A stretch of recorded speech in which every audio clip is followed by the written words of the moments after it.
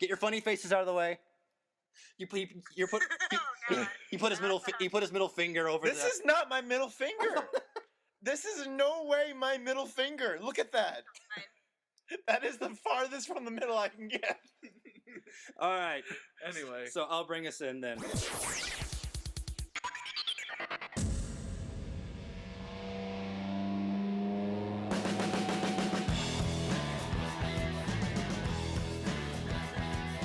And we are Triple Threat. We are your all-talking, no-music show online. And we are your 4 hosts for this evening. We'll go around and say hi, starting with me. I'm Tom Marutia, and I'm with... Garrett Hicks. Hi. I'm Avery. That's Avery. And... I'm Becca.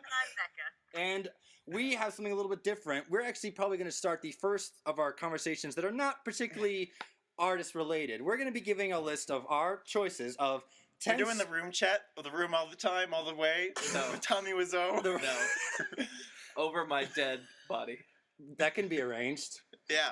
Wow. All right. Look at Chris R.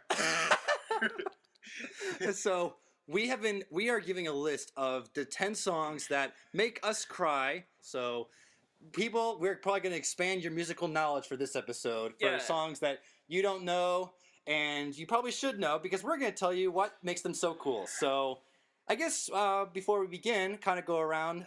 Becca, how are you doing this evening? I'm doing very, very well this evening. How are all of you? Okay, Avery, how are you doing? He's buzzing. Don't Sonic the computer. You're going to break that thing. Or I'll fix it. Oh, yeah, I'll sure. turn into a toaster. And Garrett? I'm awesome, man. Okay, I'm doing well as well. So I got a screwdriver. yeah, you do, and I have a mallet, so I can break it. I have a TARDIS phone. I win. So, but no, if we're done with all this silliness, and we're going off the program here. His is bigger. That's from the Graham Norton interview. He goes, Mine's bigger. Funny. Yeah, his is bigger than mine. And he wrecks. No. Sonic screwdrivers. Anyway. Yes. Are we done? Yeah. Okay, so let's begin our listing, and we'll begin with Becca. The 10 songs that make you cry. Please begin. 10 songs that make me cry. Well, these days music is the only thing that can make me cry. I'm not one of those movie saps. I don't get that. We'll start with a classic. This is a song by the Flaming Lips called Waitin' for a Superman. You've talked about this one. Yeah. This song gets me nearly every time. It's one of those gut-wrenching, like, it really gets, I have a personal connection with it because I used to play it out with a friend a lot. So it's kind of like that kind of song. Also, I learned the backstory a bit more while watching a documentary on the making of the Soft Bulletin. And apparently, Wayne Coyne wrote it about watching his father go through this short, awful battle with cancer. Oh, no. It's got these lines like, tell everybody waiting for Superman that they should try to hold on as best they can. He hasn't dropped them, forgot them, or anything. It's just too heavy for Superman to lift. And it's just it's a heavy song. It really packs a punch. But, it's not like it's going to be bad forever. But right now it kind of is. Is it getting heavy? Yeah. Yeah, that's a great first choice. It's a real... Yeah. It's a real tearjerker. Oh, yeah. Yep. Yeah. What's next? It's beautifully written, too. The chords and everything are just fabulous. Fabulous instrumentation. Wow. Next we have Blue, Red, and Gray by The Who. Yes.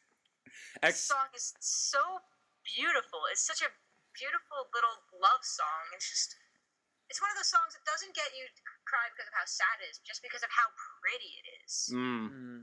And I remember one of the times this song really got me was the end of a summer vacation, and I was at the beach, and the sun was setting, and the sky was actually blue, red, and gray. Perfect. It was, those songs are like you just had this experience. But anyways, that one you just cry because of how pretty of a love song it is. Yeah, and the imagery of it too. It's the sultry evenings and the cocktails. It's wonderful. I'm curious. Have you guys ever heard Roger Daltrey sing it? Yeah. It's not the same. Yeah, he's done it a number of times. In fact, there's a number of versions on iTunes you can find. And also, I'm going to spoil something here. There's rumored to be a band version of that was recorded at the same time, which, if it exists, let me at it. Wait, the band? I think the simplicity of that with just the ukulele and the horns is what makes it so perfect, though. So I'm interested in hearing the full band version, but I'm not sure how much I'd like it in comparison. Or if it would get the same effect, even. I'm disappointed now. No, it's not the band. What's next? All right, next we have a song by singer-songwriter Ryan Adams called "I See Monsters." And this is one of those songs, like, if you hear this when you're going through a dark time, it's really gonna get you, because it's like, I see monsters. It's pretty much the song. It's like, this guy is just laying next to the person he loves, and he's just sitting there. She's dreaming and sleeping quietly, but all he can just feel is terror and horror. And he just sees monsters. And I first heard the song at a time when I wasn't exactly happy. And so I just really, back then I used to see monsters. So it's one of the, if you can relate to it, it will get you, like, instantly. Yeah. I'm interested in hearing it. I'm be honest, I've never heard it before. That's one on Love Is Hell. I don't know if you picked up that album yet. Sounds appropriate title there. Oh, it's a great album. The whole album is just perfect. Definitely check that out. So, people, if you're listening, Love Is Hell, go buy it and then weep. Next. Weep and rock out simultaneously. Next, we have The Rain Song by Led Zeppelin. Oh, one of my favorites. Just another one, just how This is the one from what's the movie? Almost Famous. Isn't Rain Song in Almost Famous? It's in Ricky Gervais film. What's it called? Cemetery Junction. They play the entire 17 minutes. This is the 17-minute one, right? Oh my god. 17-minute one, actually. The Rain Song? Am I thinking of a different Led Zeppelin song? There's Fool in the Rain. There is a. Oh, Hey, I'm gonna look this up now. But please go on, Go Becca. on, I'm sorry. The Rain Song. What gets you about it? Just how pretty it is. And that part where the drums kick in and it just gets all powerful. Like, I love that just part. A well-made song. Mm-hmm. Like, I don't know. It's one of those ones where you can't really pinpoint why it makes you cry. It just does. It does, yeah. Also, kind of a fun fact, and I know you brought this song up, the opening chords to the Rain Song, which is a major chord, then a major seventh, and then a dominant seven, that was taken from Something by the Beatles, because it has the same chord change for those first three chords. Oh. So, kind of a fun fact if you want to play those two back to back. But I don't mean to interrupt, but that's what we do. Right, it is in there. The Rain Song. The Rain Song in what film? Cemetery Junction. They play the full like 17 minutes because they just let it go in from the beginning. There's like 8 minutes of just music, no words. Oh wait, do you and mean it just plays like it's part of the score. Wait, do you mean 7 minutes? Is it 7? Yeah, the Rain Song is like 7 minutes. It's long, whatever it is. Yeah. Okay. So And they let it play as part of the score for a while. does it work? Yeah, it's really good. That's really cool. And it's like it's used when he's chasing to go meet the girl on the train. Wow, I've never seen.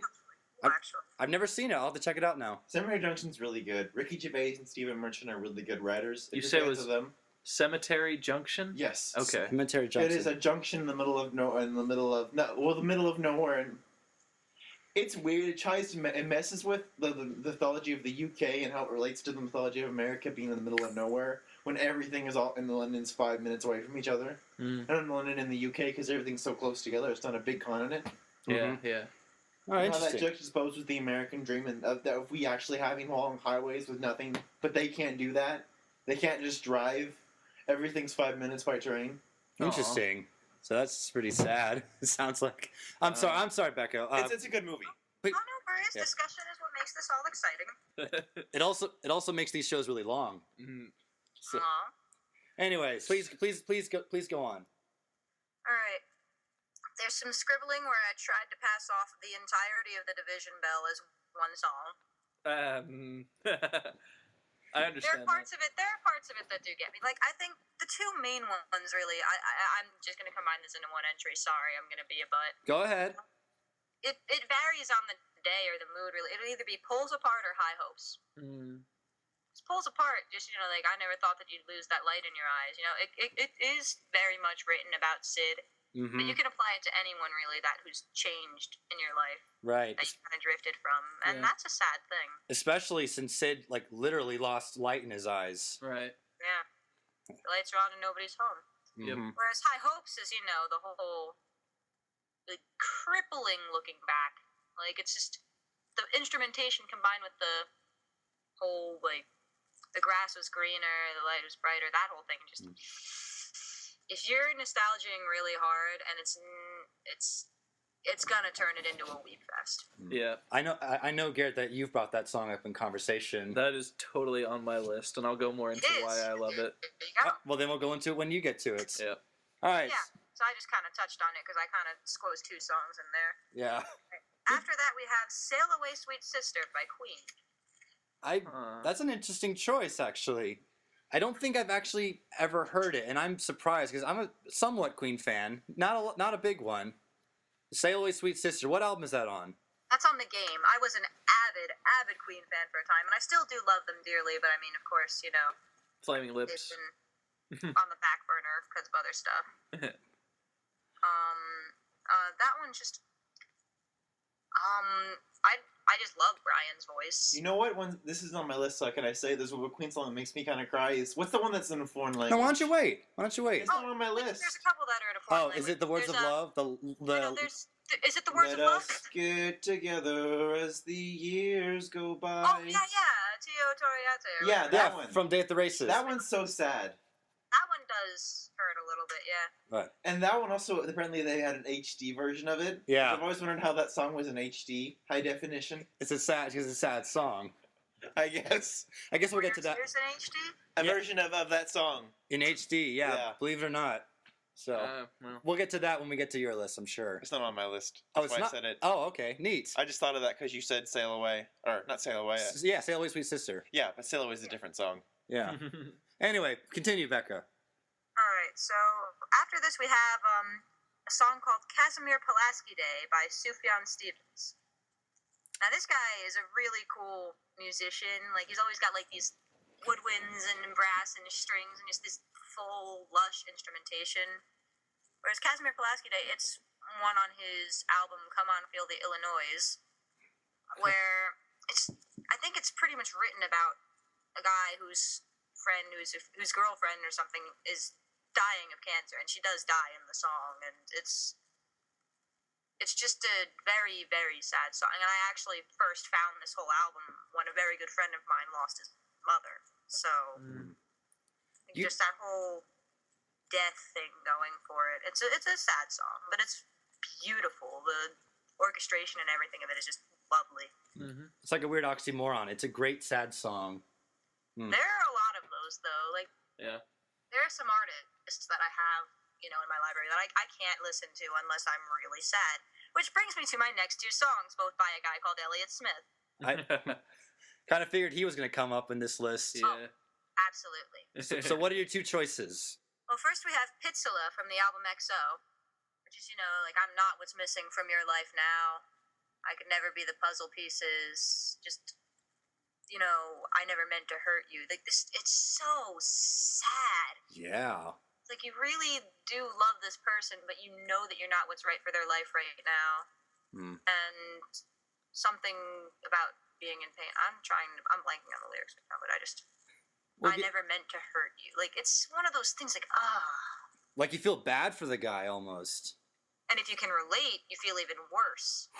Definitely. I'm trying And then there's a song called Half Right. Now, this was with his earlier band, Heat Miser, but there's also a demo of him singing it by himself. Either one gets me. Because it's very, like, really just not liking oneself, with a broken sink for a face and a head that just takes up space. He's not half right. Ugh. Yeesh. The guy was so good at writing such sad lyrics, but also he didn't see all of his music as sad, which I think is true. Some of his music you can see hope in. Like, he's very good at playing on the emotions. But some of them just absolutely get me. And he's passed, right? Yeah, he's dead. Yeah, he's recently it was his 10th anniversary of his 10th passing. anniversary of his passing, yeah. There's much dispute as to what actually happened. Yeah. Some see the songs as every song is sad, so he definitely committed suicide. But the LAPD did a garbage investigation of it, and there's a fair chance that he was murdered. Okay. The girlfriend's a pathological liar. Everything's a mess. It's a bad situation. Well, we don't have to get into that now. We do not. I wrote a research paper on this. I don't need to be talking about it anymore. Yes. Yeah. So, I guess. I've dealt in detail enough. I don't need to. Okay. Last we have the last song on Muse's album, The Resistance, Exogenesis Part 3. It's the one at the very end, because, like, the whole Exogenesis symphony is this big, long thing, but the very end, like, it starts this very simple thing, this little piano melody, and then it just builds up, and then just let's start over again. This time we'll get it right.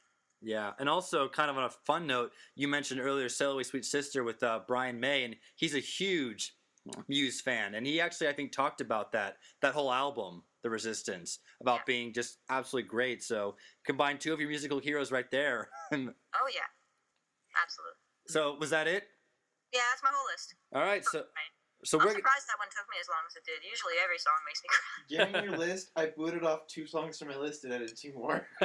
yeah, and since I'm going And last. neither of them were the one I said. And since I'm going last, I'm probably going to change mine too. So before we, get too much into that, we're going to kind of throw the ball over to Garrett, and he presents the 10 songs that he cries at. Yeah. All right, let's hear it. All right, my list.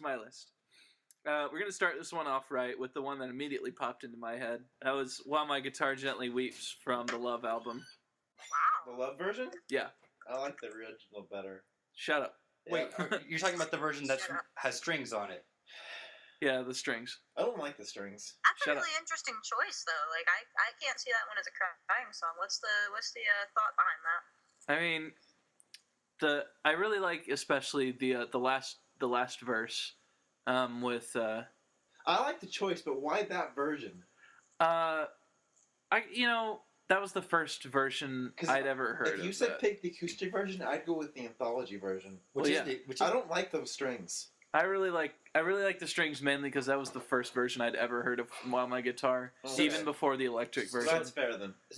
wait, I think the lyrics are, "I look from the wings from the plague you're Yeah. staging as I'm sitting here doing nothing but aging." As No, I'm I mean, sitting I here, agree yeah, with the choice of the song. That song is really haunting. It's just the version I disagree with. yeah. I especially love, like I was saying, as I'm sitting here doing nothing but aging, and that, as I listen to it and as I sing it with the track, I always sort of spit that line out a little bit bitterly, and it comes out, just makes me go, oh no, oh gosh, I'm gonna cry. Also, you think about that song, how many times did George have problems with the world and didn't say anything? Yeah. I look at the world and I see that it's turning. It's just a beautiful written song. Oh yeah, totally. And I'm with Avery. I dislike that version, but I love the acousticness of it. Yeah. It's just like when you hear, that's actually how I learned the song, was the acoustic version. Yeah, I gotta say, I probably like just how mainly how the Love version ends. Oh yeah. Because it really, I think it resolves better than the anthology version just fades out. Yeah. I've grown back into loving the original White Album version because I love that bass line. They got that dun dun dun. Oh yeah, Dun dun dun. yeah. It is. I think that bass line's haunting. It's Yeah. badass. But yeah, there's that. Next one. So yeah, Becca's gonna like this one.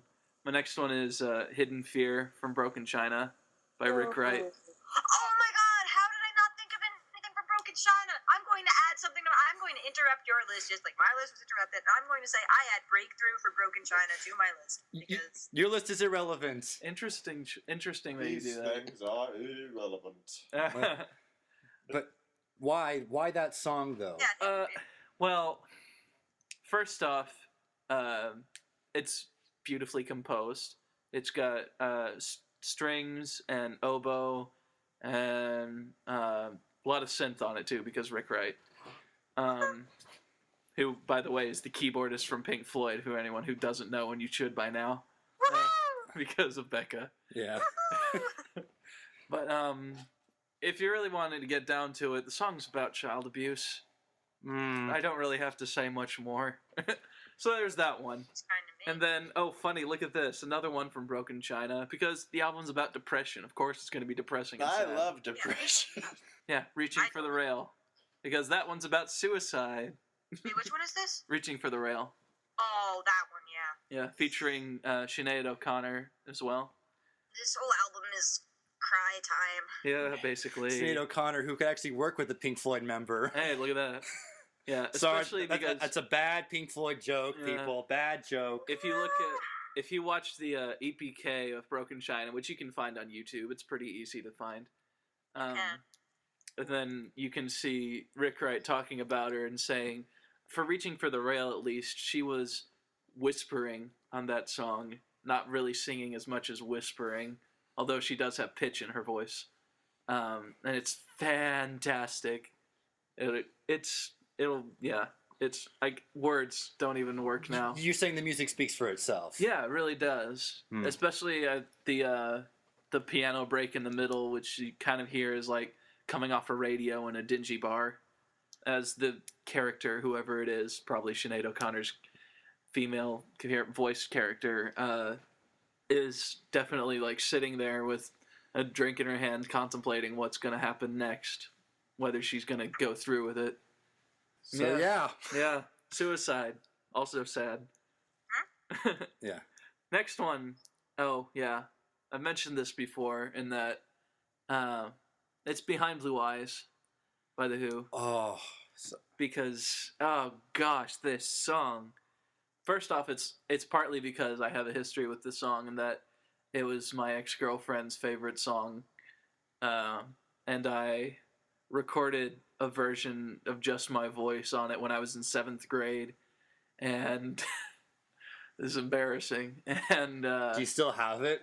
no, it was on an MP3 player that I got rid of. Destroyed the evidence, huh? Yeah. Basically. And I also learned how to play it on clarinet for her. Wow. Which we did. Yeah. So there's that reason. And also, damn, the song is so sad. Oh my gosh. For some reason, that song is never sad entirely, because when they go into that rock break, for some reason, I don't know, that song it's not too sad to me all the time, but I mean, that's not on my list. Yeah, the first two verses are just, oh, so sad. I Yeah. just kicked another song off my list and I didn't do one doing that. It turns from sad crying to angry crying. I could see. Yeah. Oh, yeah. Exactly. Even that's the perfect way Even to the way he describe it. even the way he sings it when it various types of crying. yeah, even when Roger sings it, Cryologist. even when Roger sings it when the band kicks in, the way he sings when my fist clenches, crack it open, it's totally different from Yeah. the rest of the song. If I swallow something evil, stick your finger down my throat. Yeah. Yeah. All right. Next one. Can I ask one quick thing about Behind Blue Eyes? Totally. Do you prefer the studio version or the original version that was in New York? I prefer the final version. Can I ask one thing about Behind Blue Eyes? Is it- Yeah. Do you know what it's like to be the sad man, to be the bad man behind blue eyes? Do you, in fact, know what it is like? I don't because That makes you sad. I don't because I have brown eyes. Actually, having blue eyes. You know what it's like to be a brown-eyed girl? Whoa. Different song, buddy. Whoa. We'll save the jokes till after I'm done, okay? Yeah. That's my only reason Well, this is how I'm we're keeping here. each other Shut strong up. through this. Just the mention of reaching for the rail had my throat and my heart in my throat a little bit. So Yeah. the levity is decent. The levity is decent. Yeah. So Indeed. please go on. Okay, next is also a Pink Floyd solo song, When the Tigers Broke Free. Ooh. Oh, Becca, you not like it? No, I'm saying that's a good choice. Yeah, Those are okay. my motion noises. Okay. I'm making the face that Becca should have made. What do you mean, yeesh? You mean the face I should have made. You know that I have a problem with Roger Waters' whining songs. Okay, you know what? This was But it's a good whiny song. This one I make an exception for. Yeah. Sometimes. This is like the first one. Yeah, basically. but this is where it started from. That's why I go. I Yeah. don't know, but So the first one and probably his best whiny song, if that's what you want to call him. But yeah, because it's composed very brilliantly, in that it sounds like an old British anthem sort of thing. wow. Because it's you're right. dum dum dum da dum dum. I actually- I never thought of that. Yeah, Wow. and I'm gonna go back and listen to that. and now. the song is all about how his father died at the Battle of Anzio during World War II. And I actually went to the World War II Museum in New Orleans recently and looked up the Battle of Anzio to see what went down. And it was bad. It was very bad for Britain. Even though they technically won it, they had a lot of casualties, especially on the bridge where George Waters was. I think his name was George. Pretty sure. George Fletcher Waters, yeah. I believe. Because of the Fletcher Memorial Home. Anyway, that's another song that doesn't make this list for good reason. No. It never even makes a good song list. Yeah. It was on Echoes, though. Bad Pink Floyd joke, people. Again, I'm sorry. Off track. But what really gets it is how on the last verse, Roger goes up a full octave, into his really high voice that you hear a lot on The Wall. I mean, that high voice of his, sorry to interrupt, just it conveys the purest weakness and fear. Yeah, especially if you really just bearing himself. Yeah, if you go on one of my runners up was Don't Leave Me Now, because that one is just whoa. You know what? I'm just gonna kind of make that an honorary mention, I guess. Yeah, you're allowed to. Bonus track on the What Makes You Cry album. Bonus track. Totally.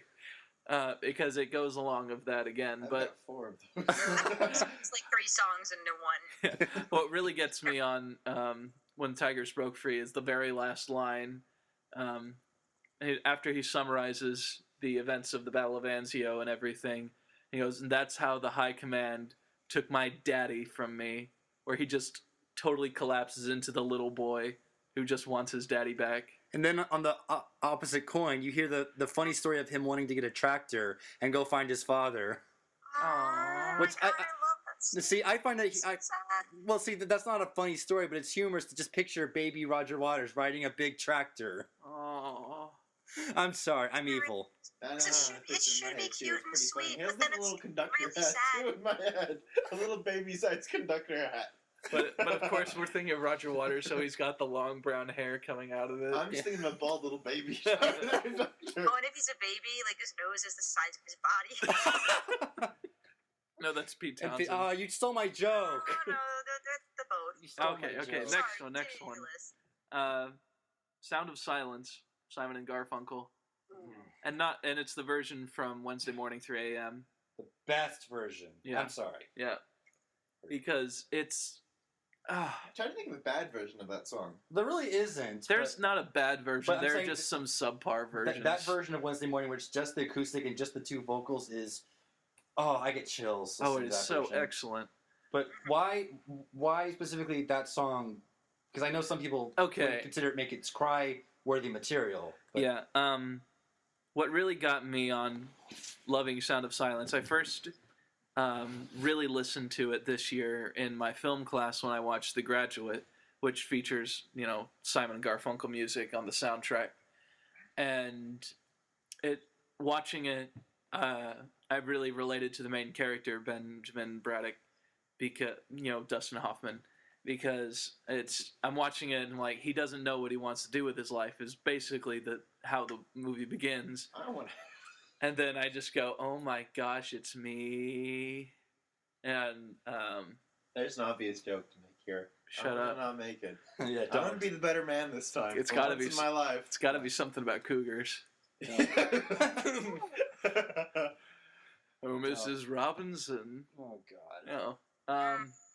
But yeah, I'm The- the better man here. especially because the way the movie opens and it's just him on the moving sidewalk inside the airport and the song is playing over it. And then you realize, and then I watch it and I realize, holy crap, this is going to be heavier than I thought it would be. Is it getting heavy? Yeah. It was already as heavy as can be. But yeah, and then when Tom gave me the Wednesday Morning version, that's just acoustic and not poppy and electric and everything, I was just sitting there and going, whoa, boy, I'm going on a field trip. Yeah. Also, with that song, that you realize some history behind it. They wrote it after JFK's assassination, so it has a real spookiness to it. You don't say. No. They Yeah. also wrote it in a bathroom. He did, yeah. As Paul Simon, on a humorous note, he wrote it in a bathroom because he loved the the way that the tiles and how it all echoed, and he would actually sing. That is the sound of silence. Yeah, The sound of that bathroom. yeah, It's he- the sound he of actually- silence he's writing about. He actually would turn off the lights, and that's where "Hello, Darkness, My Old Friend" came from. I swear. Oh wow. Have to say, hello Wasn't it like trying to my get old use friends. at some family thing or something? And Yeah. he had to get away from them, so he went to the bathroom. Yeah, he was at some family party and he wanted to get away, so he went to the bathroom, turned off the lights, and said, "Hello, darkness, my old friend." That's Oh. that's something I can relate That's to. really cool because at the Hello, beginning of the TP, my old friend. That's really cool because at the beginning of The Graduate, Ben is at a party at that his parents are throwing in his honor, and he just wants to go away.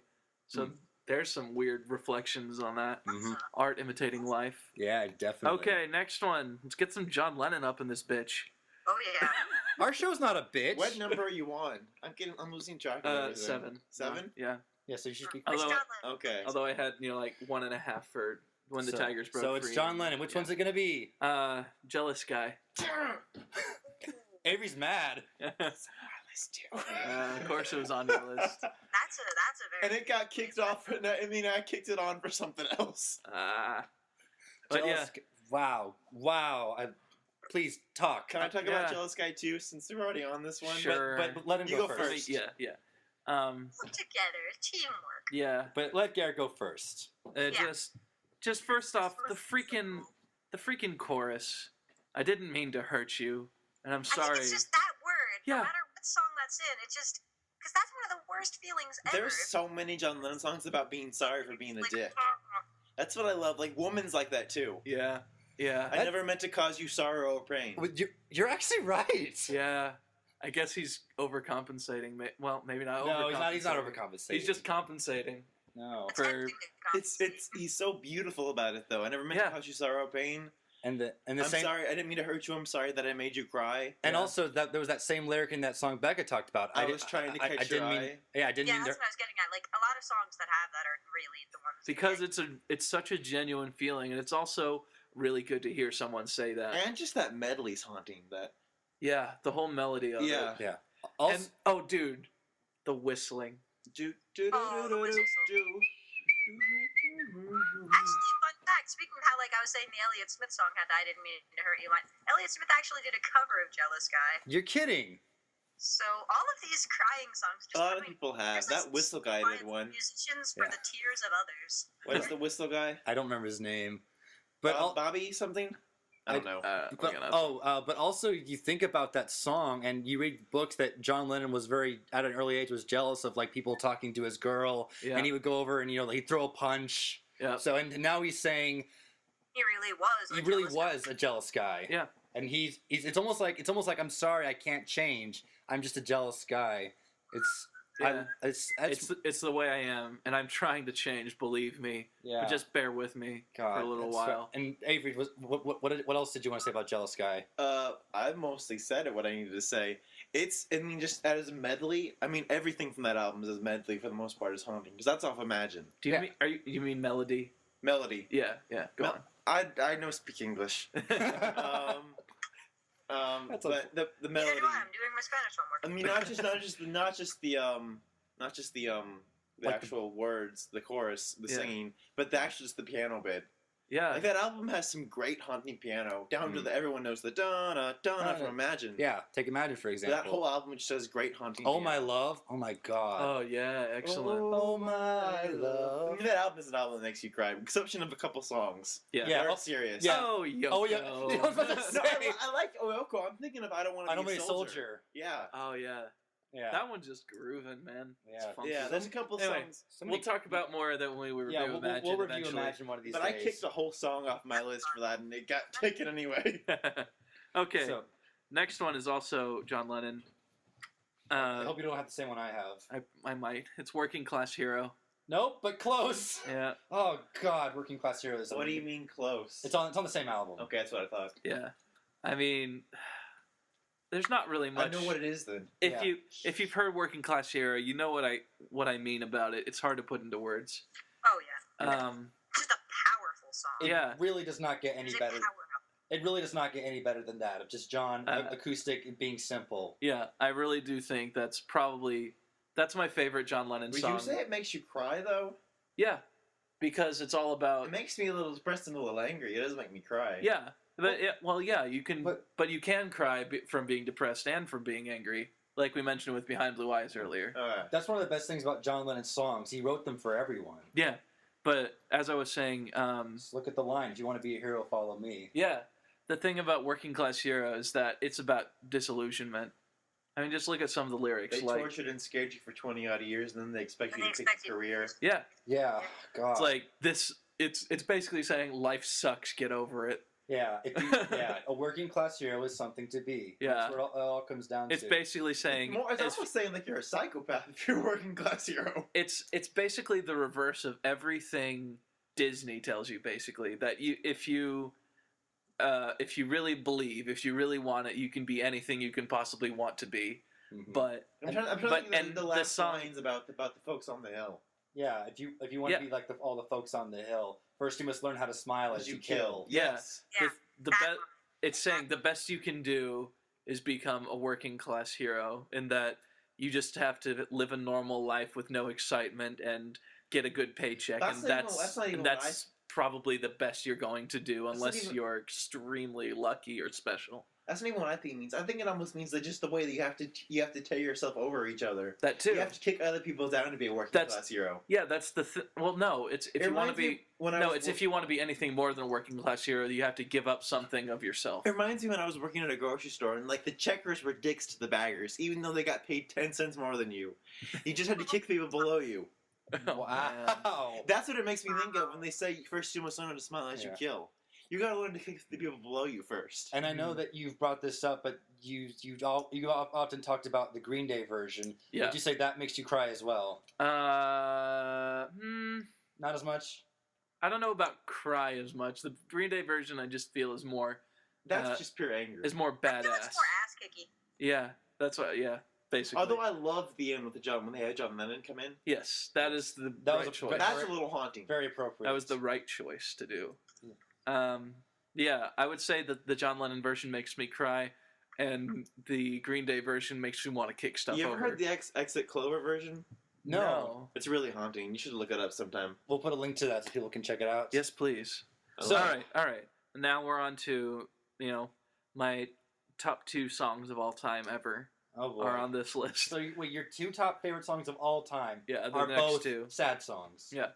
I'm weird like that. I'm interested now. Yeah. So please. First one, my favorite Pink Floyd song is High Hopes.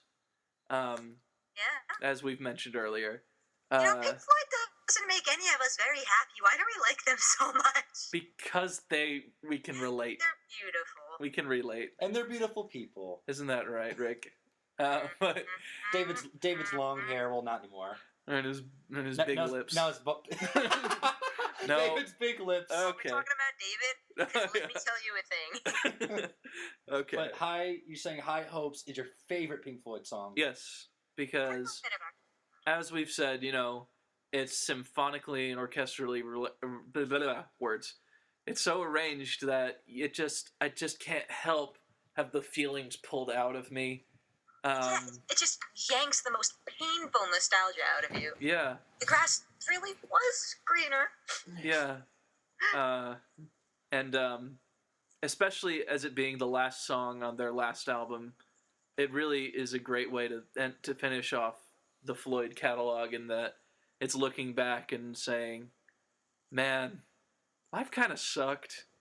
Also, and we're Pink Floyd, so we can say that. Also, when you think about it, the last verse too. So the last verse of the last song, Forever by Desire and Ambition, there's a hunger still unsatisfied. Yeah, our weary God. eyes still stray to the horizon and go Go down this road we've been so many times. So many times. Yeah. And they literally were on the road so Yeah. many times. We're old as balls, but let's make another album because Yeah, Yeah. and then we'll tour it. Yeah, Yeah. and we'll play Dark Side of the Moon Live. again. Yeah. But it's perfect if you look at it as the band's story, or even as anyone's story. Even it works. It works if you're ending your childhood. It works if you're ending your adulthood. If you're older, like they are. If you're giving birth. Well, yeah. I mean, it could really work at any time in works your as life. an ending to anything. Yeah, it's a great reminiscent look back. It's a song that you would want to hear before your death, basically. If we're going really dark here. Did you play it at weddings? I'd say that, yeah. Weddings? Well, not weddings. No. What about funerals? Funerals, definitely, I can see it. Yeah, I'd say so. Yeah. So And now, you seriously think that I'm actually really curious because you're a bigger Pink Floyd than I am, Yeah. than I am. Do you think High Hopes literally has no other place in Pink Floyd history as the last song on their last album? Like, do you actually honestly think they cannot make another album because of this? yeah.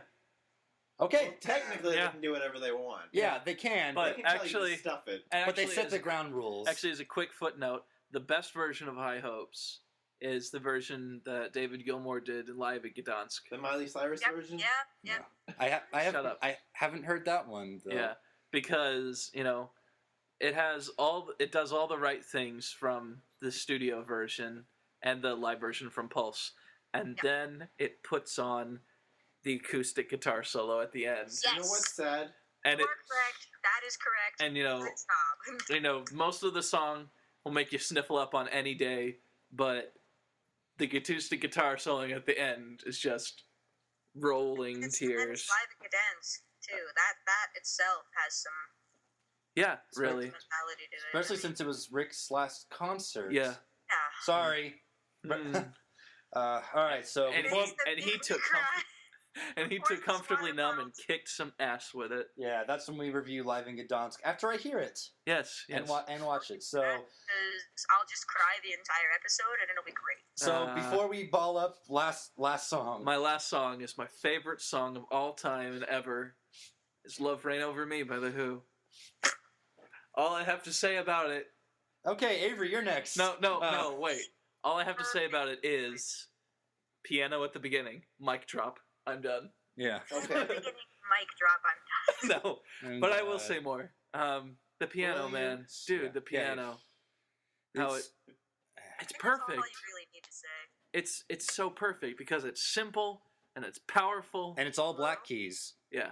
It's racist. No, it's not. No, it's true. I've looked at it. Yeah. It's all black keys. Oh gosh. Ebony and Ivory. Stop. And then stop. That song makes me cry because it's overplayed. And then of course like the way that the in song the ends is how it has just that glimmer of hope to set it off is perfect. Dude, just oh man. Yeah, we've conversed.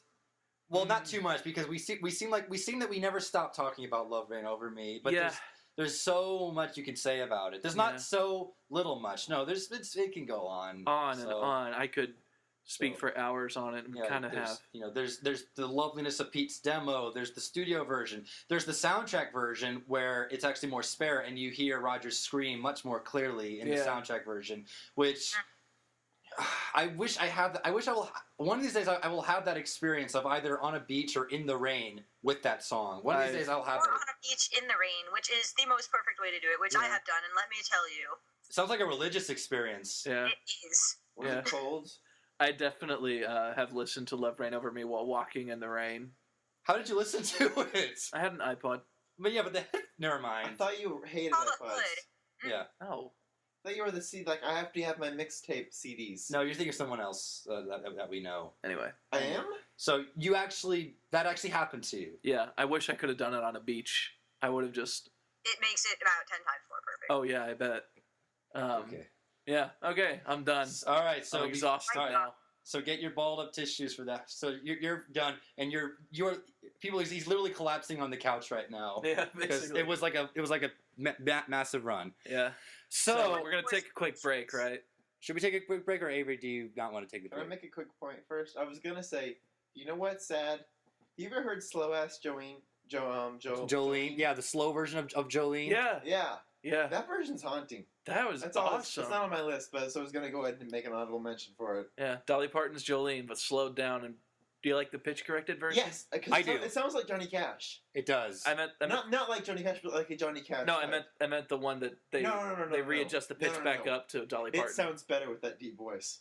If you say so. Okay, so I It like sounds both. like it's Yeah. like a Johnny Cash type. I like both.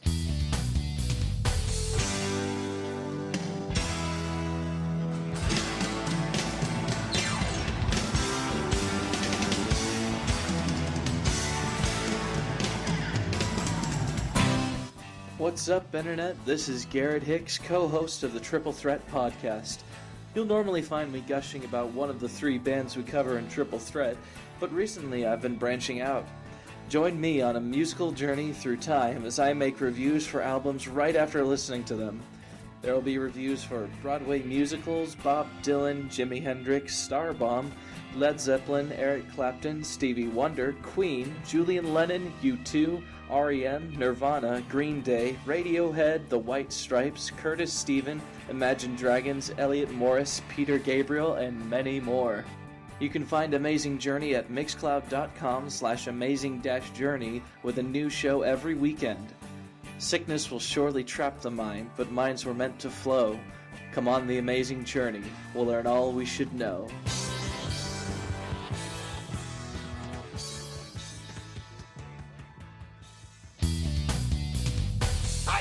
And we're back. And we are back, and Avery is going In to case get... you weren't awake. Yeah, in case you were not awake, that's like Keith Moon standing up from behind the drum sets. Wake up! I've always wanted to run down that hill and just have someone standing there and just go, hi! And karate chop them.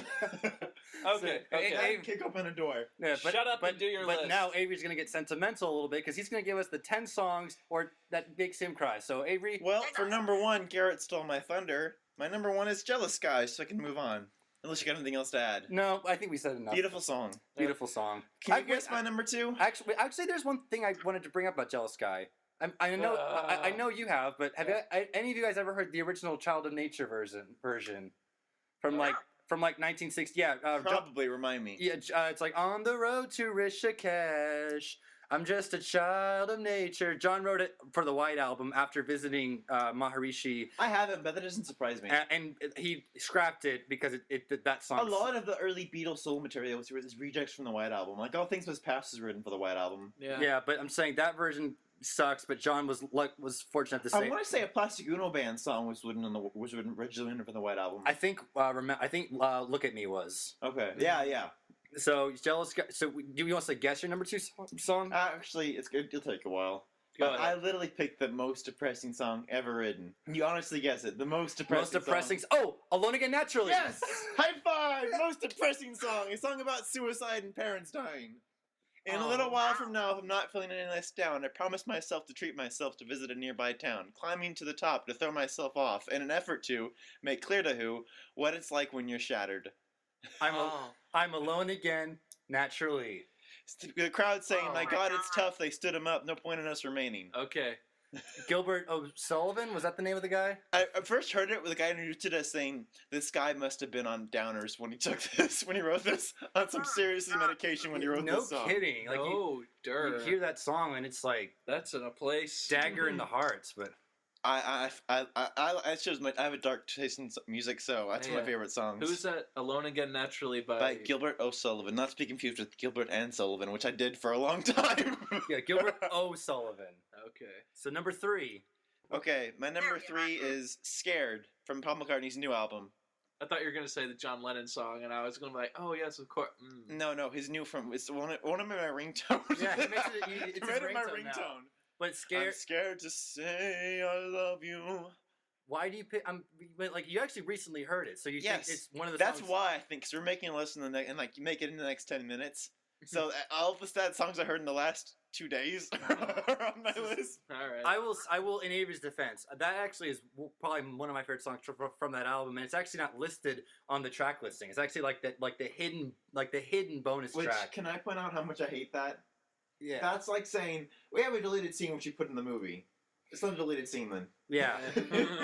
Like if you put your bonus track on the album, it's not a bonus track. That's true. We brought that up, but also think about how that song is. He's scared, and it's the hidden track. You know, kind of a weird thing to think about. Clever. Also, can I point out in the car that it is what's it again? Queenie Eye. No. Scared. Oh, anyway. Anyway, it's Anyway. It's the same song as Anyway, but it's really beautiful. So it's my number 3. All right. Okay, number 4 is a song by the artist Modest Mouse, All right. who did the I album. love that. I know I didn't pick Float On. I picked the one right before it, The World at Large, because it's like Float On but sadder. Interesting. Yeah, Explain a little bit for those who probably haven't heard it's Like me. really haunting, but in a really zen way, which is kind of that whole album. Yeah. If the world's at large, why should I remain? Huh. It's just reflecting. It's a hard pick with that whole album because I also love The Ocean Breathes Softly. I've definitely heard Float On, but I'm definitely gonna have to listen to. Imagine if Float On was sadder. Crying music in particular. I know the closest thing that comes to getting me emotionally is Alone Down There from Moon in Antarctica.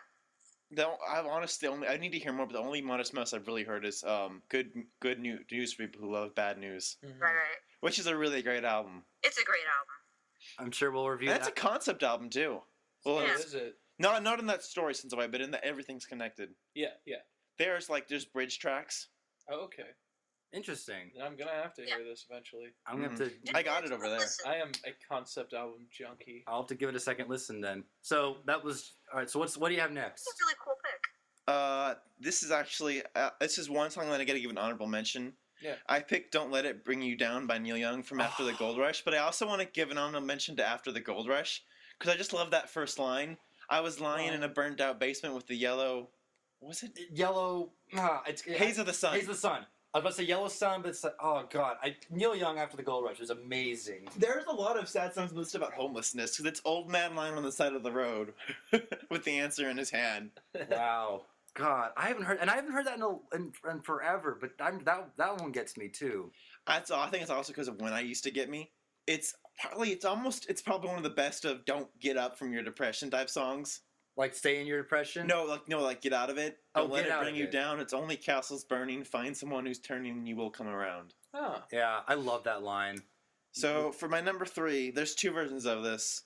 Mad World, which is a really great song. You've probably heard the Gary Jules, is that his name version? Yeah, Gary Jules. But it's also a Tears for Fear song. It was originally a Tears for Fear song. Yeah, that And one's. it's just, honestly, I heard a review. It's not a story. It's just really haunting imagery. Children waiting for the day they feel good. Happy birthday, happy birthday. See, that's one of those things where like it shouldn't be funny, but it's Is that but it's so. That's the one that you know that Gears of War trailer no? that came out with a really haunting song Nope. when it first got shown. Nope. Well, that's Mad World. Okay, but this happy birthday thing is this child abuse again? Just more of a sad childhood. Okay, I'm trying to think of the you lyrics. can understand why. You know Mad World, right? Yeah. Okay. Do you know some lyrics? I'm blanking on lyrics. I'm the wrong person to ask. But is it overall a sad song? Yeah. Okay, so it's not just one line in there, or. Tried to hide my head and drown my sorrow. Mm. Oh God, I gotta look at the lyrics. Stall for me, Tommy. Okay, I'm gonna well, look up some lyrics. I'm gonna stall, but Avery, we're on your list, so. I know. That's why you gotta do your best stalling. Best stalling. Stall like it's 1999. Okay, well, this is the part of the show where it's time for Brings up the Wikipedia page for Joseph Stalin. I was about. I got to it say. open. We're good. I was about. to... All around me are familiar faces, worn out places, worn out faces, bright and early for the daily races, going nowhere, going nowhere. Their tears are filling up their glasses, no expression, no expression. Hide my head, I want to drown my sorrow, no tomorrow, no tomorrow. Oh man. Wow, talk about handkerchief moment. Children waiting for the day they feel good. Happy birthday, happy birthday. The dreams in which I'm dying are the best I've ever had. Oh. Oh. That's why it's a really Whoa. sad song. Oh damn. And yet we laugh, or the Avery laughs. Yeah. I find it kind of funny, I find it kind of sad. The dreams in which I'm dying are the best I've ever had. Wow. Yep. Wow. Okay, you want to move on? Yeah, please. I know. That's haunting. Okay. The next one is not a joke track, though it sounds like it. The End of Legopolis. Which isn't a song, but it's the most haunting melody you'll ever hear. Oh. Do do do do do do do. Because I used to like just a little recording of some No. incidental quick. music. Real quick, you're talking about the Doctor Who episode Where where Tom Baker dies. Yeah. Yeah. Spoiler. Where the- Do do do. Well, no, I know, It's I know. no spoiler that he had to die. Spoiler. I know, but He had to die to get make Spoilers room for the something thing. that is 30 years old by now. Yeah. Yeah. Do do do do do do do. It's just really haunting. That's the best thing about that episode is the music. It's just really, really And haunting not the music. whole overall pallor of death around the entire thing. That's the best part. I mean, the writings, the banter's good, but the actual plot is just awful. But the Okay. music's so haunting, you don't care. Yeah. So yeah, that's why I picked that one.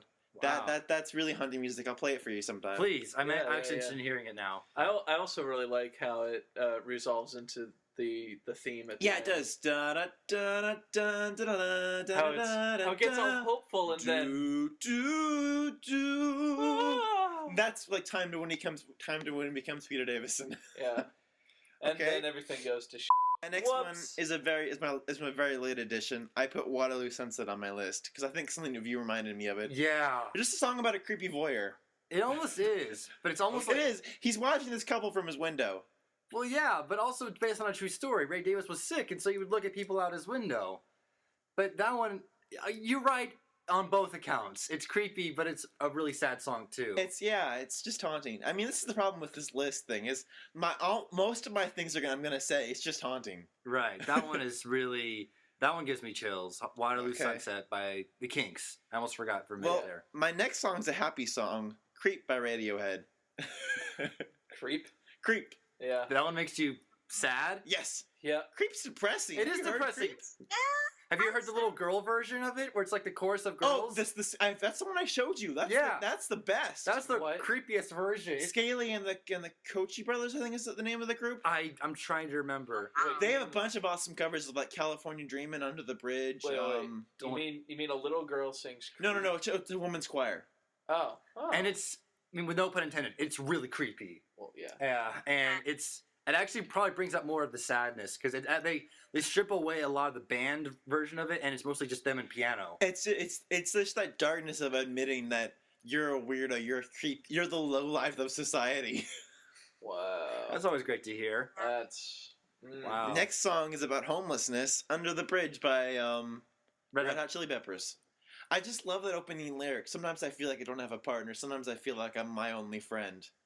Like, that's as sad as it gets. Yeah. That's great. Being alone. I mean, I just fell in love with that song when I first heard of it. And that same women's choir group also does a great version of this song. Yeah, and then Wow. later And on, it's just and it gets intense when you get to Under the Bridge downtown. Downtown. That's where I drew some blood. yeah, Oh my. that one turns pretty dark. But in even that just melodically, it turns dark. yes, it does. They ramp it up. It's kind of like with the angry bit in Behind Blue Eyes. They just ramp it up for that bit. yeah.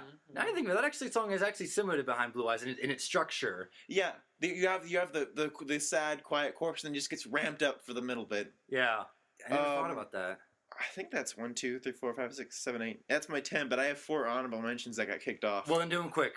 The Boxer got kicked off. Simon and Garfunkel. Yeah. I love that song. I do too, but that got kicked off. All right, what's next? And The End of the End by Paul McCartney from Memory Almost Full. Memory Almost Full. That one kills me. Yeah. A great song about death. Whoa. Yeah. Stuck by The Heavy. What you 'cause sing all the I time. just got stuck till you make your mind up. And then in your last one, Mr. Bellamy. Mr. Bell. It's not really sad. It's just It's a dark. sad story. Yeah. Mr. Bellamy. I'm Memory not Almost sure. If you believe that down. he jumps. He jumps. But he never tells you, so that's the best part. I like how it's ambiguous and that You have think to you decide. think he grabs a rocket pack and flies to the moon? I do. No, I think they get him down. Okay. Or no, wait. No, I think that it ends with them trying to get him down, and you just don't know if he ever gets down. No, I think they breach the door and he tries to get down. When he sees them, he jumps. Yeah. He's in a tree though. I always thought he was in What a do you mean? building. Yeah, I thought he was on a building. I've always seen it as like he's on like a not a large tower, but a average sized tower large enough to kill yourself on. You always Yeah. thought he was on a building. Me, I did. like an average sized skyscraper. Yeah, me Right? too. Oh gosh. Not big, but big enough to kill yourself on. I thought it Yeah. was like he was like the weird crazy uncle of the fool on the hill. You know, I always thought it was about a suicide attempt. That could be, but I'm with Avery. I always took it as suicide. A All little bit. right. It was like a jumper, That Yeah. makes it go. like that movie with people on the ledge. Yeah. Was that Man on the Ledge? Man on the Ledge. Movies that say they're movies that have their plot in the title. Really. Okay, then. So I guess The Tom's robots turn. of death, in which Wait. robots try to kill people. was that it from your list? Yes, go ahead. Tom's Okay. turn. So. Okay, well, kind of to wrap things up in this, neat little ball of a tissue. My 10 picks, there are ones that there are tons of other ones, but these are ones that I just did because I didn't want to change my mind and go, oh, I should have picked that one, like I've done so many times already. This is what happens when you go last. So You didn't kick 4 songs off your list. I actually kicked a couple. So here are my 10 songs that make me cry. I'm gonna start with the 2 that automatically came into my head. Can I guess your John Lennon one? Because I know what it is. All right. Well, my first one is John You get Lennon. to it. What do you think it is? Is this your first one? This is my first one. Oh My Love? No, it's not "All My Love." "All My Love" is a beautiful love song. It doesn't Look at Me? doesn't make me cry. No, not "Look at Me." It's from the same album. I'm not gonna guess the whole album. Then. All right. Well, okay. Well, my first pick is John Lennon, "Mother." Wow, really? Yeah. Mother is. There was actually a time when I could not listen to this song and shed a little bit of a tear. I never cared for Mother. John's vocal is You shut up. dead I was on. always a fan of Woman. I think that's the Mother song I kind of think about. I think so too, but just the fact that "Mother" is the one that out of all of John's songs, I think actually the most has made me actually physically shed a tear. So that one, Okay. that one probably shines above I think them it's all. almost too intense. It can be. That's why it doesn't make me cry anymore. But the fact that I was younger when I heard It's it, just a little too draining to make me cry. it could be for some. But I remember, nothing's wrong with my mother or my father for that reason. But that song just like you feel for the guy, and especially you watch him on stage. There's live footage of him singing it, and They don't definitely have breast cancer. no, that's something else. You watch him play live, and he tilts his head up as he sings "Mother," and he starts the scream right afterwards. That just, I get chills watching that or hearing that. And it also kind of makes me think of one thing I don't like about his solo career. There are some songs that are almost just too personal to him, that they're hard to be relative to everyone else. Yeah, but for some reason that one speaks to me, and I don't know why. Yeah, I know what you mean. Yeah, I had to put that on there. Yeah. I really like Mother as well, especially how Then there's some days where you just have to crank that one up and scream right along with John. Then again, I think God's one of those, but I really adore God. I love God too. Even though God is definitely too personal to him. Well, that whole Then again, because I don't believe in Beatles, I just believe in me, Yoko, and me. yeah, but that whole album is personal. But that one, like that especially as the first track, and just the opening bells, like it sounds like a haunted house movie. Yeah, And they actually got the bells from a horror movie. oh well, Oh perfect. wow. Did not know that. Yeah. So, You know who plays drums on that album? Ringo. Yeah. So Okay. that's I had to put that in there. That's the one that automatically came into my head. Yeah. My second one that automatically came into my head is a song by a band that I actually haven't listened to in a while, and I know I brought the song up in Avery with Avery before, and the song is called "Another Try" by America. Oh, I love this song. The group More is songs about depression. by America. The group is America. Oh no, this is the one I'm thinking. I'm thinking of Golden Hair. Yeah, no. Another Try is "Hey, Daddy just lost his pay." What's the song's about family abuse? Yeah, Oh. it's basically like it is family abuse. Like the dad, didn't get paid, and so he comes home, and someone could say he beats his family, but he drinks everything away. And I love that middle bit where it's why cause a scene because things ain't what they appear to be. But what can a family say? There must be another way. Mama, don't start to cry. Let's give it another try. And it's family coming together. And this was at a younger point in my life where I wasn't really close with my family as I am now. So I think that was it. I think that's all I had to say. I want to give an honorable mention to Sister Golden Hair Sally, which has the best line about depression. What's that one? I tried to make it Sunday, but I got so damn depressed, so I set my sights on Monday and I got myself undressed. Yeah, that one's Oh. yeah. America has some really, really stuff that really makes you think, really get you to cry also. But so those are the two that came into my head. My third choice is "Let It Be" by the Beatles, but specifically the version that's on the album "Let It Be." Let me punch you for a second. With the I'm sorry. Is that the version on the album? Let me punch you for a second. No, the version that's on the album has, I've said this before, has to me what is I think George's best solo. No, that solo is great. So and that actually makes the song for me. The song doesn't make me cry so much as like it's cry of sadness. It's a cry of hope, and and Billy Preston's organ like really lifts it, gives it a gospel feel to it. Really, You know what? I cannot tell the difference between the version with Adam and the version with him. well, they're really. There's a version without him. Yeah, is it the single version or is it the other way around? I think it's the anthology doesn't have him on it. No, there's the single. The singles. No, he's on the single too. Yeah. No, Oh, yeah. because they released the This single version also- separately for the Beatles collection because he's not on it. It's supposed to be a different take. Well, the single version has a different guitar solo in it, and that's really the only different thing about it. But Yeah. the album version, I that to me is my favorite version. That solo gives me goosebumps from the opening notes, and I remember riding on a bus with a friend of mine to graduation, and we were listening to that, and he had heard it, but he never heard that version before. And when he heard the solo, he was getting goosebumps too. And so that one is one that makes me cry for hope. But had to put that in there as one of my favorites. And one of those ones to listen to at like milestones in your life, I guess. Yeah, definitely. Yeah. My fourth song that I pick is probably my favorite ever Simon and Garfunkel song, and it's "The Only Living Boy in New York." It's a song about they were breaking up at that point, and it's a song acknowledging that they don't want to split, they're dear friends, but it's for the better. And the opening lyric is actually, "Tom, get your plane ride on time. I know that your parting will go fine. Do you just like songs with your name on them? Kind of. But that's why I love. Makes it more personal to you. But that one spoke to me a I lot. can really connect. My name is Tom too.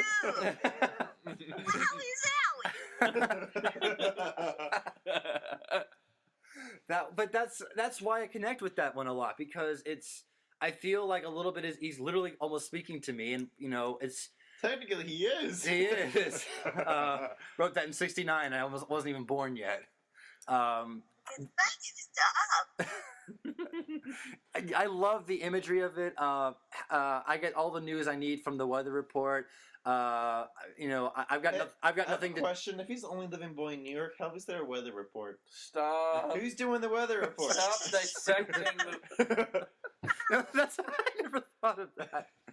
But that is one of the. I love it. I love the harmonies are like almost like ghosts in that song. Like you almost don't even hear them, but they're clearly there. Oh, you know who is? It's technicality. The only living boy. All the girls are doing the weather report. And I can't even be sentimental about this song anymore because you keep putting humor into it. Yeah. What do you That's do? my job. So I'm just gonna say. So as usual. Yeah, so I'm just gonna say, if you haven't heard "The Only Living Boy in New York," I highly recommend that you do. It's a perennial favorite. I highly recommend anything off Bridge Over Troubled Water. Yes, that's the album that's from Bridge Over Troubled Water. That is probably my favorite Simon & Garfunkel album, and that's my favorite song on that album and of their entire career. Moving on, my next one is actually probably a classic sad song. So, "A Change Is Gonna Come" by Sam Cooke. Oh, that song is great. Yeah. I always love the first line. It's Yeah. too hard. Oh, it's not. No, the first line is, I was born by the river in a little tent, and just like the river, I've been running. But I've heard versions where they pick that line up to first because it's so haunting. It's been too hard living, but I'm Yeah, afraid to die. that's my favorite. I don't know what's out there beyond the sky. That's my favorite line in that whole song. And literally the song opens with strings, and it tugs on my heartstrings. And the fact that Sam Cooke literally was shot and died, like, I don't know, months after that song came out, and the song is saying it's been a long time gone, but I know a change is going to come. Sadly, a change did come, but not the kind that he wanted. But you know what inspired that song? Yeah, "Blowing in the Wind." Or was it? It was either "Blowing in the Wind" or it was "Times They Are Changing." It was "Blowing in the Wind." Because you hear that and you thought the white man's wrote the best song about the African American struggle. Yeah. He needs to write something better than that. So where the change is going to come. Which I thought was so interesting. And so, but I need to say, "A Change Is Gonna Come" is actually, I think, a better song than "Blowing in the Wind." It's a better recording Times Well, They Are Changing. than "Blowing in the in Wind." my opinion, it's not hard to be better than Bob Dylan. Come at me, Yeah. bro. No, you're a Come at me, dick. bro. Shots fired. Yeah. And I'm a huge Dylan fan, but I'm not insulted by that one. 'Cause, I'm insulted. I'm still stuck in "A Change Is Gonna Come." It's absolutely incredible. I think it's like number 12 on Rolling Stone's 500 songs of all time. It really deserves the hype that it gets. So, Who's at number one? like a Rolling Dylan. Stone, Bob Yeah. Dylan. What? For crying? No, that's just in general. And Rolling Stones. Okay, top I was songs like, of all time. They No. choose the one with their name in it. Yeah. Ha! Who'd have thought? No. My next one on my list is "Fire and Rain" by James Taylor. I've Yeah. seen that. That one is. Oh, I remember the first time I heard it, I was young, like 14. You know when he wrote this song? No. When he checked into a mental health hospital because he was going to kill himself. Oh, He suffered from serious depression and checked into a mental health hospital. Well, then great. That's the Fire and Rain he's talking about. Wow. Then Wow. great songs are birthed from great depression. Then, I mean, Wow. I love that song. The acoustic guitar is really beautiful. He sings it well. I love the fact that he actually uses really really haunting and sad images, like sweet dreams, flying machines in pieces on the ground. And he sings, I've seen fire and I've seen rain, but I always thought that I'd see you again. And he was actually, I think he wrote it for a friend who passed while he was in rehab. So that line, I always thought I always thought that I'd see you again. He was in rehab. He was in a mental hospital because, or not a mental hospital, a mental health hospital because he was deeply depressed. Oh, interesting. I don't know why that song works for me, because it's one of those really personal ones, but that one affects me in a beautiful, beautiful way. It's actually, I considered it when I first heard it one of the, if not one of the best song I ever heard in my life at that point. I was completely obsessed with it. Is that on Sweet Baby James? Yes, Yeah. it is. Yeah. And it's on all of his greatest hits. Well, yeah, of course, it's awesome. Yeah. But I read that he wrote and recorded all of Sweet Baby James like in a couple of weeks, living out of out of his friend's house. Just had no money to his name whatsoever, and then that album shoots up the charts and becomes, and Fire and Rain becomes a hit and everything. Yeah. And then he's James Taylor, and everyone has at least heard of him. Right. And deservedly so. That song is just incredible. I could go on so long for these songs, but I got a few more to get to. Next one I pick is a cover of a old Woody Guthrie song. It's a cover actually done by his son, Arlo Guthrie, and the song is called Deportees.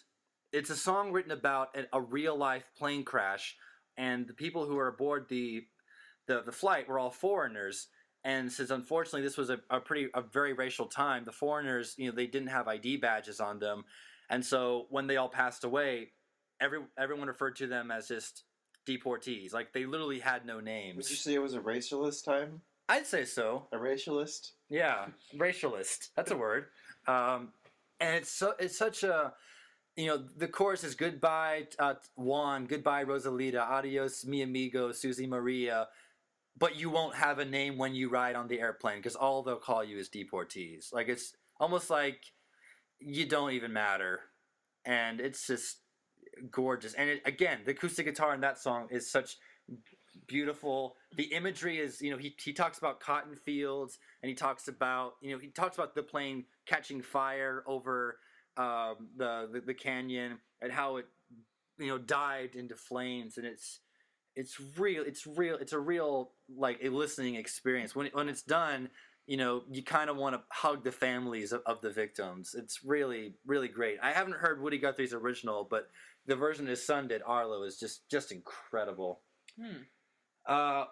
Last few songs on my list here is A Face to Call Home by John Mayer, who is one of my favorite singer-songwriters. It's actually the second to last song on his album Born and Raised, which is probably still my favorite album of his. And, that's one that really hit me. There are certain songs that hit you at different points in your life. Like, a song's not going to speak to you when you're 14, but then all of a sudden when you're 19, living on your own, a song is going to speak to you a lot more, or something's going to happen that's going to really help you appreciate it. And A Face to Call Home came out at just the right time in my life. It came out, you've got a face to call home. Maybe I could stay a while, but I'm talking about all of the time. It's a song about finding not just home, but literally finding a familiar face, someone that you grew up in your home with, whether it's a father, a mother, a brother, or a whole family has a face. You have a face to them. I love the connection that it draws in it. And, I listened to it living on my own, and I was just thinking, I want to be with my family. I don't even want to be home. I want to just be with my family right now. Yeah. It just, you can't help but, again, be with your family when that song is over. I get you, man.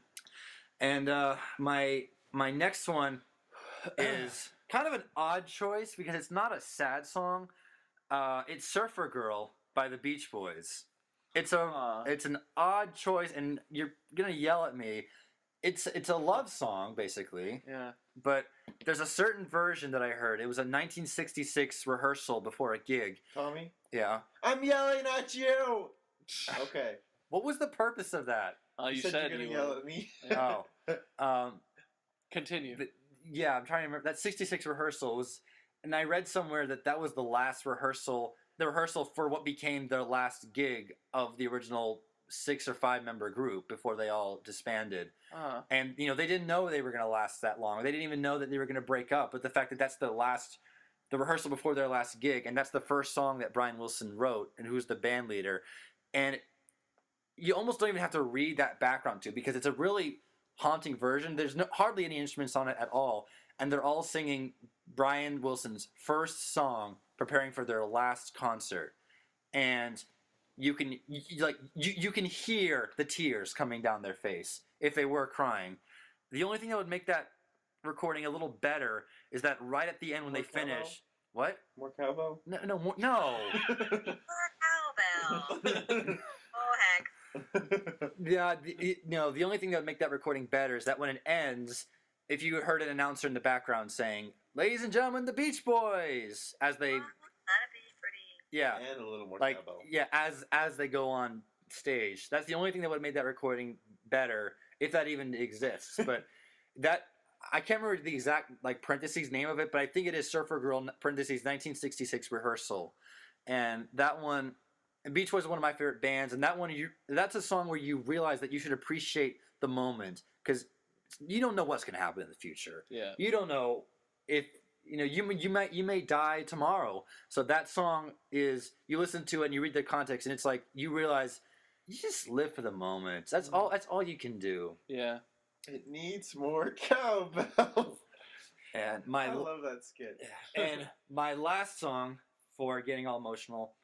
And it's a song that I have to share a little short story with it, but I should say what it is first. The song is called "What Faith Can Do" by Kutless, Kutless. The short story behind this one is, I was in a church band. I say that in air quotes because we only met once a week, and we performed in service, and it was always just... Because it wasn't a church, and it wasn't a band, it was a back alley, it was a bunch of meth heads. No, it wasn't. Yeah. I'm just kidding. No, it was a church. It wasn't a church, and it wasn't a band, so I say it in air quotes. Oh gosh. Oh boy. Yeah, so this... And It was a drug cartel. You were really in a drug cartel. Go on. Yeah, but no, the story... I am Walter White. No, what the story is that we were going to perform it on... I don't remember the exact date, but it was the Sunday after January 30th of 2010. I know that doesn't make sense, but I don't have the date in my head right now. I think it was actually on... No, it was on that day, January 30th, 2010. We sang it that morning, and my grandfather passed away that very same afternoon at like 1:30. And the really sad part was I knew he was going to die. Like the night before, I heard about that he was on his deathbed. And to the point where I actually passed out, that I actually could not stand up, and I actually could not remember my name or anything like that. I remember that. In the middle of a play. In the middle of a play, yes. In the middle of Beauty and the Beast at my high school. I blacked out, and I had to be taken out of the building and taken back home. Passed out on stage. No, I'm just kidding. Luckily that didn't happen. It was actually backstage before the show. Thank God. Yeah, thank God for that. And I went home. I was an emotional wreck. And so the next morning I had to perform. My dad actually said I wasn't going to go, and I was like, no, I have to do this. So that day I did the performance. I haven't heard it. I've heard some people have videotaped it, but I'd love to hear it because, I'm sure that there was just pain in my voice, and that song just in general. This song gets me, and the recording gets me, but their version is better than probably how I did it. So that's one of the ones that make me cry. Okay. And make us all cry. So we've all shared our experience, and we've had a good laugh about it too. Yeah. So from all of us at Triple Threat, we have been discussing the 10 songs that make us cry. Okay. Were you having a stomach cramp? No. I was just kind of fake crying, and then I just decided to quit halfway through. So He was doing his best ambulance impersonation. That was my second best ambulance. So Really? so we'd love to hear from you listeners. What songs make you cry? And let's hear your ambulance impressions too. So leave MP3s of those on our page at Or you can www. just write nasty comments. If you like those too, a couple homophobic slurs, racial slurs, those are always good. Those are always nice. At least it lets us know that people are listening. Fake and gay, fake and So- gay, fake and gay. So Mix the two around. You have to get creative with them, otherwise we're not going to look at them. Yeah. So once again, Impress us. Once again, the website is www.mixcloud.com/triple-threat. You can leave. Also, if you can put some spelling errors in your homophobic and racial slurs, it'd be great. But knowing people who Yeah. give homophobic Oh, yeah. and racial Yeah. slurs, that won't be a problem. Yeah. Hey-o. And if they want to hear more of Avery's witty remarks, they can follow him on Twitter. What's your Twitter name, Avery? It's Sherlock Lord, people. He's not going to tell. I gotta write this I down. knew that. Yeah, he's not going to tell you himself. It's Sherlock Lord, all one word. You can follow him, and you can But follow I'm never on my Twitter account, so follow me on Instagram. At Sherlock Lord. and you can follow me on Twitter at It's Only Tom. There's a underscore in between each of the words, and you can follow Becca on Twitter at. You don't What? You don't want people to follow you on Twitter? Too late. Wow. What? What happened here? I don't. Everything's pictures of the guy from the room. Oh. She found your profile picture of Tommy Wiseau. Wait, you're on my Facebook page? Yes. Okay. Do I have pictures of Carl Pilkington up there too? Bald guy with a head like a orange. God. Anyway. I vote we just end this silliness Yeah. right here. So from all of us at Do your Triple. plugs. Before we go, finish your plugs. No, we did our plugs. All right, at Sherlock Lord, at That's Grotty, No. at It's Only Tom. Your podcast plug. And I'm not a twit, so don't follow me anyway. I'll get a restraining order. And our old. Wait, just don't have an account. If you want to follow me, you can go outside my house. Oh, I won't tell you where it is, so let you figure that out. because you follow us and you should know this stuff. Also, our old show, Record Rant, is available on iTunes. Type Record Rant in the search, and you'll hear us not shut up like we always do on Yes. those I've shows. had enough of me just babbling incessantly about Richard Wright. Pretty much. Yeah, and there's be a lot more to that to come. All right. So, We'll wrap this up. we'll Jordan, wrap this up. we'll wrap this up in a neat, tiny little package, just like a Christmas present. Happy holidays! Yeah. And without further ado, And with further ado, we are. Say your name. Bob. That's Avery, I'm Garrett, that's Becca, and that's Tom, and we're done. Good night. Hi! Your left is gonna die. Death is inevitable. You cannot escape it.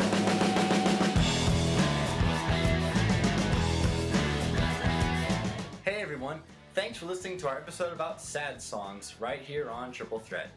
And be sure to join us next time when we give our review of Paul McCartney's new album called New. If you have any questions, comments, or suggestions for us, message us on our website, www.mixcloud.com/triple-threat, where you can also listen to the older episodes of the show. So until next time, it's goodbye from all of us, and thanks for listening to Triple Threat. See you later.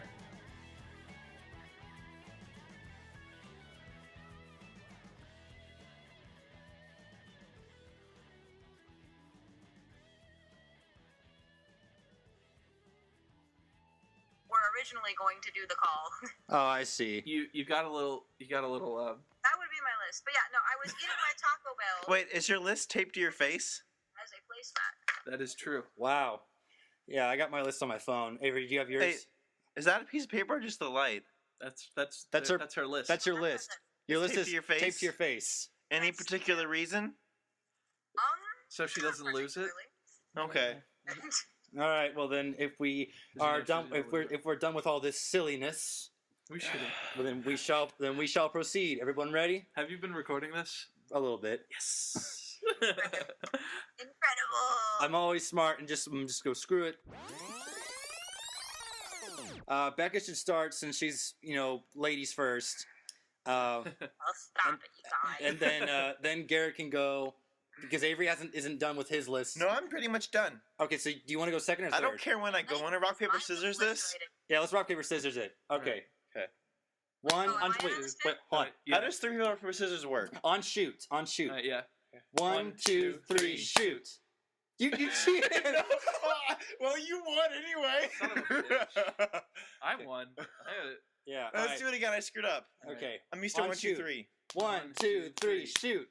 Oh, I just heard 1, 2, 3 again. Okay. Okay. Last time. 1. Wait. On shoot. Yeah, on shoot. Okay. 1, 2, 3, shoot. Yes. Okay. Okay. Garrett So will go you, second. me, It was one of you. each. Okay, so Garrett Okay. will go second, Avery will go third, and I'll go last. Okay. Okay. Okay, and I love how that was What about- I love how I recorded that, and that was all audio. Did you So forget people have- someone in that? What? Did you forget someone in that? Well, Becca's she's going Becca first. goes first. Okay. It's it's general. So, all right. I'm sorry, Becca. It's a good movie. Oh, no worries. Yeah. Discussion is what makes this all exciting. Yes, it does, and it makes our some time to, fill in the little bubbles on this multiple choice. It also makes our This shows. isn't even due tomorrow. I don't Always wanna... guess C. It also makes these shows really long. So, Aw. anyway, so Outtakes.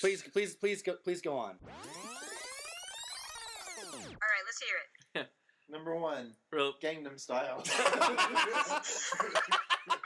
Yeah, I cry because it's overplayed. Yes, thank you, Avery. Number 2, what's that awful one that came out? Friday. Friday. No, not even that one. Blurred Lines. Oh, Blurred. Oh no. Blurred Lines makes me cry It's because a rendition of What Does the Fox Say? Oh Oh god. God. I love Morgan Freeman's version of that. Adele's Holy version of What Does the Fox Say? Oh, No, no. Morgan. What Stop. does It's the gonna spit me with my fox say? See, okay, All no, right. this is perfect. After each list, we do something to make each other laugh. Okay. Oh, he's the Morgan Freeman version where he goes, Oh, "Oh does my that mean God, what when we is get to this the crap?" song? In the middle of it, he's just like, dog goes quack, dog goes bark, dog goes quack, cow goes moo. Yeah, what is this crap? What is this crap? Morgan Freeman has He that. looks so pissed off to be there. You can't just do that in your voice. It's got to be in the Morgan Freeman. Morgan voice. Freeman reading the Fox was hilarious. People, I'm telling you, go look that up. So Okay. let's all calm down now. It's almost as hilarious as Samuel L. Jackson reading "Go the to sleep." Oh my God, this is one of my favorite books of all time. I own a physical copy. I'm gonna end up reading it to my kids one day. Oh no. Good enough to have kids with me, then that's what they're getting. Okay. All right. My list. We're gonna start this one off right with the one that immediately popped into my head. Gangnam Style. Stop. No. The entire soundtrack to The Room. Yes. That song makes me cry. Do. The Zelda thing, basically. Okay. Because I love that bass line. They got that dun dun dun. Oh yeah. Dun dun dun. Yeah. It is. I think that bass line's haunting. It's Yeah. badass. But yeah, there's that. Next one. It's also the same one as 25 to 64. Same riff, yeah. Oh yeah. We talked about that. Okay. Second choice. Yes. And with a Green Day song. Quiet. Oh, Yeah. God. Everybody, shut up! I'm trying to share my list. Gosh. Brain stew. I love child abuse. Just cut that one out. Gosh, Avery. I love the sound of my fist hitting your face. Well, when Also, you. that laugh. That's a pretty interesting sound. Oh no. If only you saw the face he was making. If you've ever seen Ricky Gervais laugh, I laugh like Ricky Gervais. Oh Oh my gosh. God. Stop interrupting me. Yeah, this is very heartfelt. Continue. Yeah. And This is a very important track now. I hope Uncle Ernie is kind to you in hell. Anyway. Oh, Oh damn. What? I Anyway. was joking. It Anyway. was a joke. Yeah. My top 2 songs of all time ever Oh boy. are on this list. Gangnam Style. Are you done? That joke's gonna get old. Yeah. It already is. yeah, I think it already is well on its way. Yeah. I will bury it in the ground before Guess- I let it go. Guess what's dating this episode? No, that joke's dated, but I already dated. You don't have to wait. You know what's on my list? I told you this story when we played at my funeral. You remember this? No, I What? don't. Gangnam Style. No. I will dance on your grave. It's actually fairly serious. It's something I want to play at my funeral. Is it on your list? No. Well, Probably song? should be. can I? What artist? Can you guess the artist? No, Beatles. just what is it? Half. You're half right. John Lennon. No. George Harrison. Yes. Something from Brainwashed. No. Living in the Material World. No. All Things Must Pass. Yes. All Things Must Pass. Yes. The song.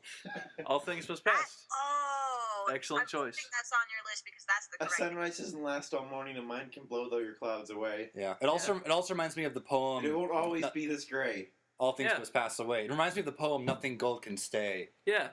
Yeah. Exactly. And I've actually used that analogy, and the person I said it to, they were like, Yeah. "Whoa." Okay. I gotta open my list back. I accidentally locked it. Hang on. Stalling music. Here we are stalling. Technical difficulties. Hell yeah! Death and sadness.